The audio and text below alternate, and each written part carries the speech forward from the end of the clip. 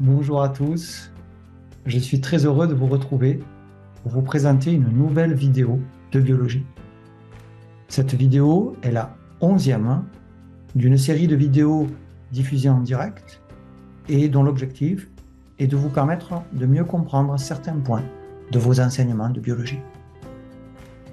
Cette vidéo, intitulée Une bouffée d'oxygène pour nos cellules, sera l'occasion de vous parler d'une petite molécule, la molécule de dioxygène, et de vous expliquer comment cette molécule parvient à traverser les membranes de nos cellules.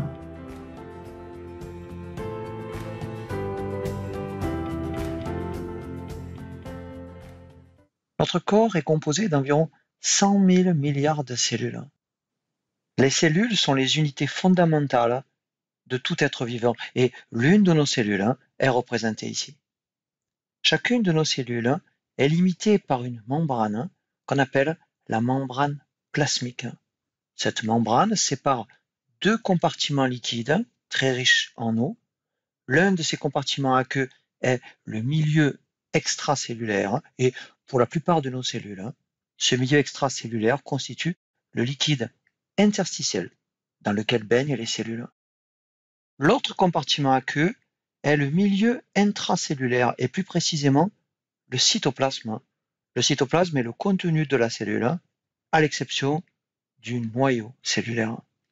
Le noyau constitue un autre compartiment de la cellule, présent à l'intérieur des cellules nucléées et qui est limité par une double membrane nucléaire. Le cytoplasme de nos cellules contient des organites, notamment de très nombreuses mitochondries, dont quelques-unes ont été représentées ici. Les mitochondries sont des organites limités par une double membrane et ce sont les centrales énergétiques de nos cellules. Elles sont en effet le siège des réactions de la respiration cellulaire. La respiration cellulaire permet aux mitochondries, par oxydation de composés organiques, de produire une grande quantité d'ATP. Et l'ATP est une molécule énergétique dont l'énergie est directement utilisable par la cellule. Ce processus de respiration cellulaire qui permet aux mitochondries de synthétiser de l'ATP nécessite du dioxygène ou O2. La molécule représentée ici au centre est un phospholipide. Cette molécule contient à la fois des atomes de carbone et d'hydrogène. Il s'agit donc d'une molécule organique et cette molécule appartient au grand groupe des lipides. Un phospholipide est une molécule construite à partir d'un squelette de glycérol sur lequel sont venus se fixer deux acides gras. Les chaînes hydrocarbonées de ces deux acides gras ne sont pas chargées et elles ne sont pas polaires. Ces deux chaînes constituent ce que l'on appelle la queue du phospholipide et cette queue est donc non polaire, on dit aussi apolaire. La molécule d'eau, ou H2O, est une molécule polaire et les molécules polaires ont de l'affinité pour les molécules qui sont aussi polaires, mais par contre, les molécules polaires n'ont pas d'affinité pour les molécules qui sont apolaires. La queue d'un phospholipide, puisqu'elle est apolaire, n'a donc pas d'affinité pour l'eau. On dira qu'elle est hydrophobe, ce qui signifie qu'elle n'aime pas l'eau. Le squelette de glycérol d'une molécule de phospholipide est non seulement lié aux deux chaînes d'acides gras, mais aussi à un groupement phosphate qui est électriquement chargé. La présence de phosphate dans ces lipides explique le nom de phospholipide donné à ces molécules. La partie de la molécule de phospholipide qui contient le groupement phosphate est appelée la tête du phospholipide. Cette tête est chargée électriquement et elle est polaire, si bien qu'elle attire les molécules polaires telles que les molécules d'eau. La tête des phospholipides est donc hydrophile, c'est-à-dire qu'elle aime l'eau. Comme un phospholipide a à la fois une partie polaire, sa tête, et une partie apolaire, sa queue, on dira qu'un phospholipide est une molécule amphiphile ou amphipathique.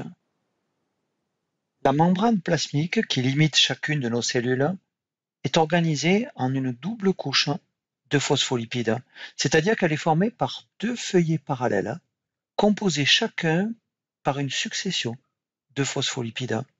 J'entoure ici en rouge l'un de ces phospholipides, dont la tête est représentée par un cercle et la queue par deux traits verticaux parallèles. Notez bien que les deux feuillets de phospholipides qui composent la membrane sont en position inversée l'un par rapport à l'autre. Dans le feuillet du haut, les têtes des phospholipides sont tournées vers le haut et les queues des phospholipides sont orientées vers le bas. Et dans le feuillet du bas de la membrane, ce sont les queues qui sont tournées vers le haut alors que les têtes sont exposées vers le bas. Cette position inversée des deux feuillets de la membrane s'explique par le caractère amphiphile des phospholipides. En effet, les têtes polaires des phospholipides, qui constituent la partie hydrophile des phospholipides, sont toujours au contact de l'eau. Et comme l'eau est présente en très grande quantité à la fois dans le milieu extracellulaire et dans le milieu intracellulaire, les têtes se trouvent donc toujours situées au niveau des surfaces externes et internes de la membrane plasmique. Et les queues apolaires des phospholipides, qui constituent la partie hydrophobe des phospholipides, sont toujours enfouies au cœur de la membrane, éloignées au maximum des molécules d'eau présentes dans les liquides extra- et intracellulaires. L'ensemble de toutes les queues des phospholipides, qu'elles soient dans le feuillet supérieur ou dans le feuillet inférieur de la membrane, forment ce que l'on appelle le cœur hydrophobe de la membrane. Par convention, la zone située sur ce schéma au-dessus de la membrane plasmique représente le milieu extracellulaire et la zone située sur ce schéma au-dessous de la membrane plasmique représente le milieu intracellulaire, c'est-à-dire le cytoplasme. Cette bicouche phospholipidique constitue la structure de base de la membrane plasmique. Des protéines sont aussi associées à la membrane, formant les protéines membranaires, et l'une de ces protéines apparaît ici en vert. La protéine qui est représentée ici traverse le cœur hydrophobe de la membrane. Il s'agit ici d'une protéine transmembranaire. Cette architecture de la membrane plasmique associant une bicouche phospholipidique à des protéines membranaires est une structure universelle pour l'ensemble des membranes cellulaires. Ainsi, cette organisation architecturale caractérise non seulement la membrane plasmique, mais aussi toutes les membranes qui sont présentes à l'intérieur de nos cellules, comme par exemple les deux membranes qui forment l'enveloppe des mitochondries. L'expérience simple illustrée ici va me permettre de vous expliquer le mécanisme de la diffusion. Au départ de cette expérience, on a placé dans un bécher rempli d'eau pure une petite pastille de colorant violet. Au cours du temps, les molécules de colorant vont s'échapper de la pastille et l'eau du bécher va progressivement se colorer en violet. Les molécules de colorant ont subi au cours du temps une diffusion orientée de la pastille de colorant vers l'eau du bécher. Le sens de cette diffusion du colorant est déterminé par le gradient de concentration du colorant, c'est-à-dire par la différence de concentration du colorant. Au départ, la pastille représente la zone du bécher où la concentration du colorant est maximale. Et dans tout le reste du volume du bécher, il n'y a que de l'eau pure, donc la concentration en colorant y est nulle. Dès qu'on a mis la pastille de colorant dans l'eau, la diffusion du colorant démarre et les molécules de colorant se déplacent alors de l'endroit où leur concentration est la plus forte vers les zones où leur concentration est plus faible. On dira que les molécules de colorant diffusent en suivant leur gradient de concentration. Et au bout d'un moment, la diffusion du colorant dans l'eau va conduire à l'obtention d'une coloration homogène de l'ensemble de l'eau du bécher. Il y a eu homogénéisation du colorant. On a obtenu un mélange uniforme de molécules de colorant et de molécules d'eau. Le gradient initial de concentration du colorant a permis la diffusion de ce colorant jusqu'à ce que ce gradient s'annule. Ce système atteint ainsi à la fin de l'expérience un état d'équilibre. Imaginons maintenant que je dispose d'une membrane artificielle que je place ici dans le bécher. Si cette membrane ne laisse pas passer le colorant, on dira que cette membrane constitue une barrière à la diffusion du colorant.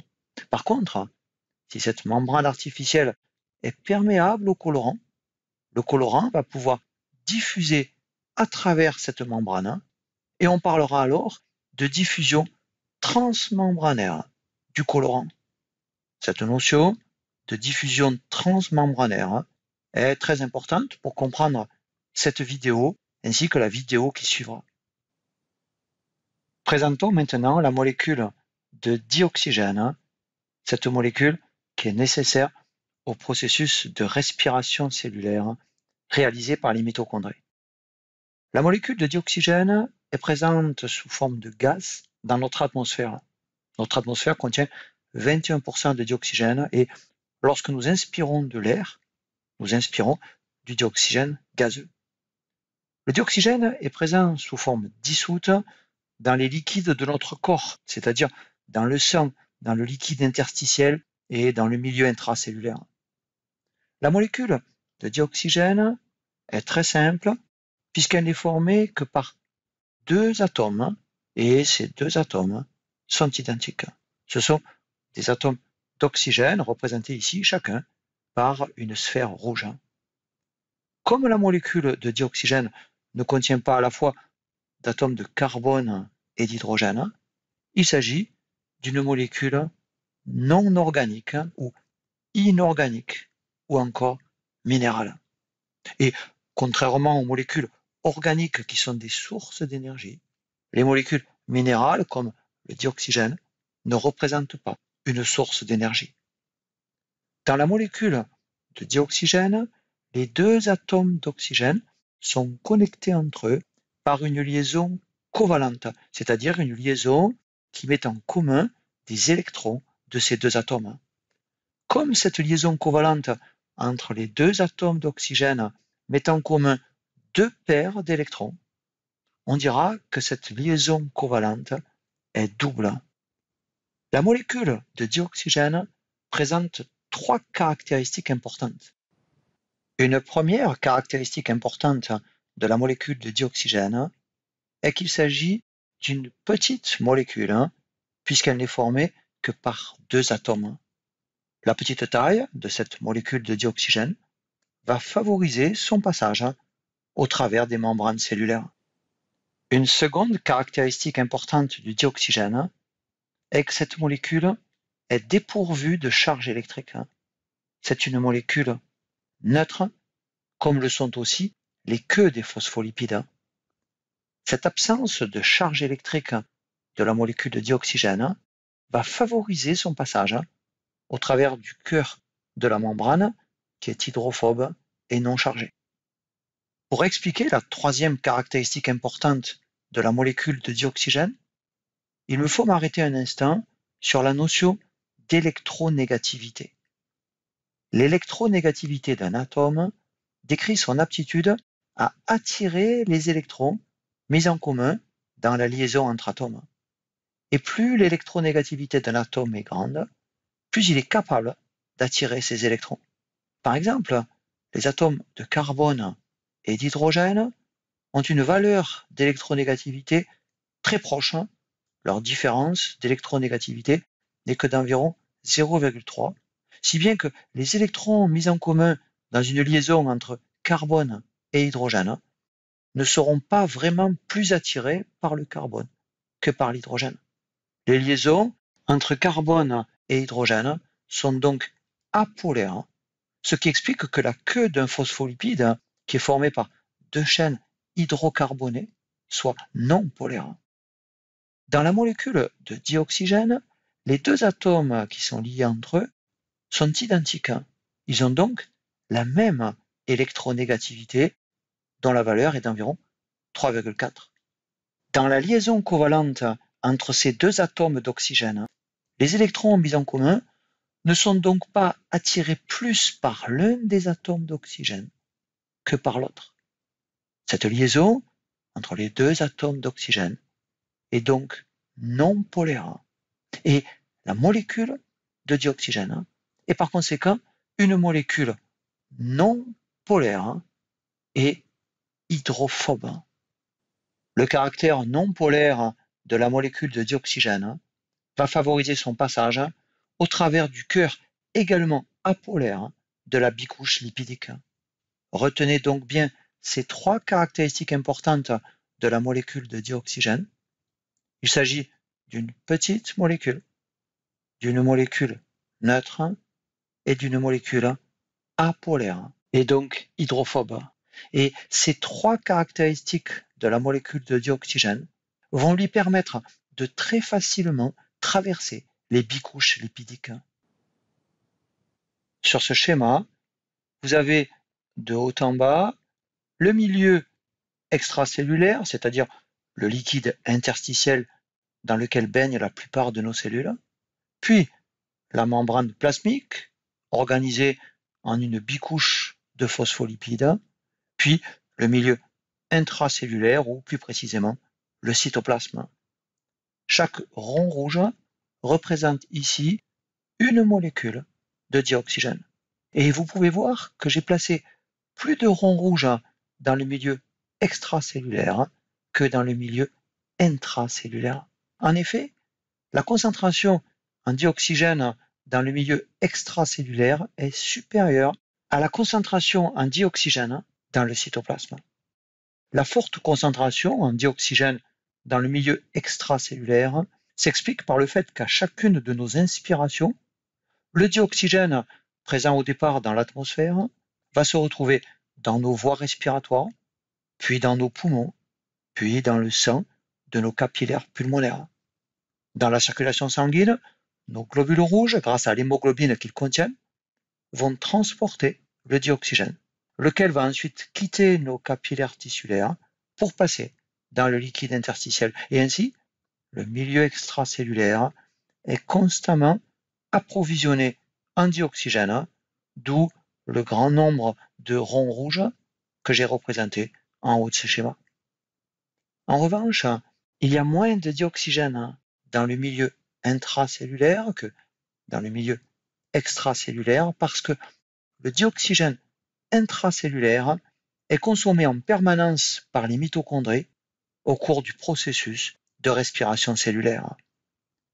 Il existe donc un gradient de concentration de dioxygène de part et d'autre de la membrane plasmique.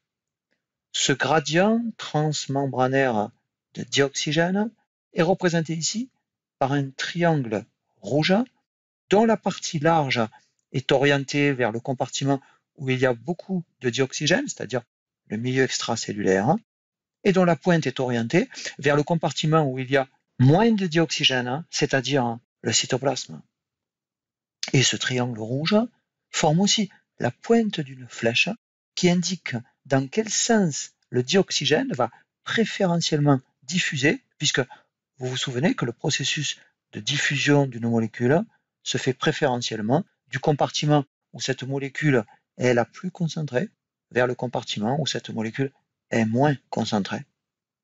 Comme la molécule de dioxygène est de petite taille, neutre et apolaire, elle va très facilement diffuser à travers la bicouche lipidique. Et le sens préférentiel de cette diffusion de dioxygène est donc orienté ici du haut vers le bas sur ce schéma, c'est-à-dire du milieu extracellulaire vers le milieu intracellulaire.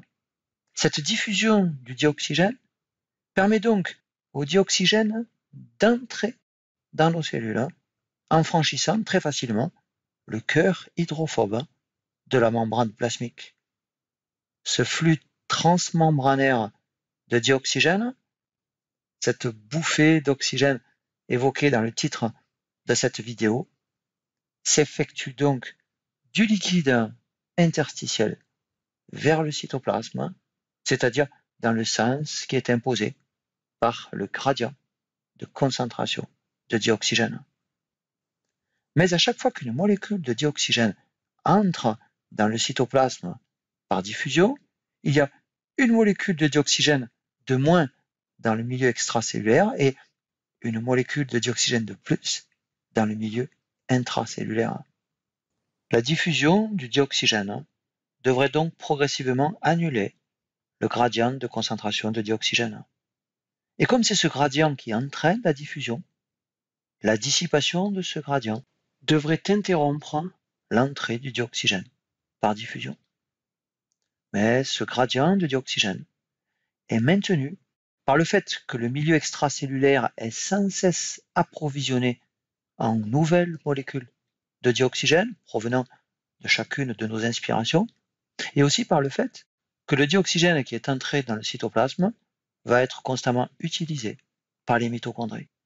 Ainsi, le dioxygène ne cesse de rentrer dans nos cellules. Les bouffées d'oxygène que prennent nos cellules persistent tant que nos cellules vivent. La diffusion du dioxygène à travers la membrane est un transport passif, c'est-à-dire que la cellule ne consomme pas d'énergie pour pouvoir réaliser ce transport. Comme le dioxygène est nécessaire à la respiration de nos cellules, le fait que le dioxygène entre dans nos cellules par un transport passif représente une énorme économie d'énergie pour nos cellules. En effet, si le dioxygène devait être transporté de façon active à travers la membrane plasmique, c'est-à-dire par un mécanisme nécessitant une consommation d'énergie, la cellule devrait alors énormément accroître sa dépense en ATP juste pour faire rentrer du dioxygène dans la cellule. La diffusion du dioxygène ne met pas en jeu de protéines membranaires. On dira qu'il s'agit d'une diffusion simple du dioxygène à travers la bicouche lipidique. La diffusion simple du dioxygène ne se fait pas seulement en permanence au travers de la membrane plasmique. Elle se fait aussi constamment au travers des deux membranes de la mitochondrie, toujours sous l'influence d'un gradient de concentration de dioxygène, représenté ici par ce triangle rouge. Ce gradient est favorable à l'entrée du dioxygène dans la mitochondrie, permettant ainsi au dioxygène de pénétrer dans la mitochondrie pour y être utilisé par le processus de respiration cellulaire. Cette diffusion simple du dioxygène à travers les membranes se réalise en fait à chacune des étapes du flux de dioxygène dans notre organisme.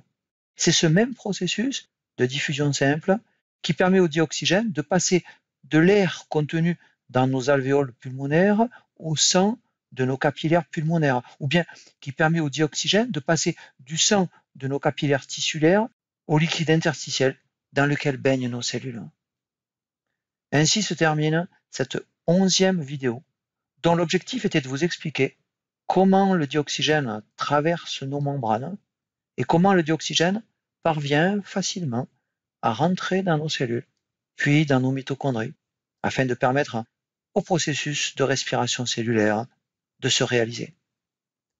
La respiration cellulaire consomme du dioxygène, mais elle rejette aussi du CO2. Et dans la prochaine vidéo de cette série, je vous expliquerai comment le CO2 traverse nos membranes.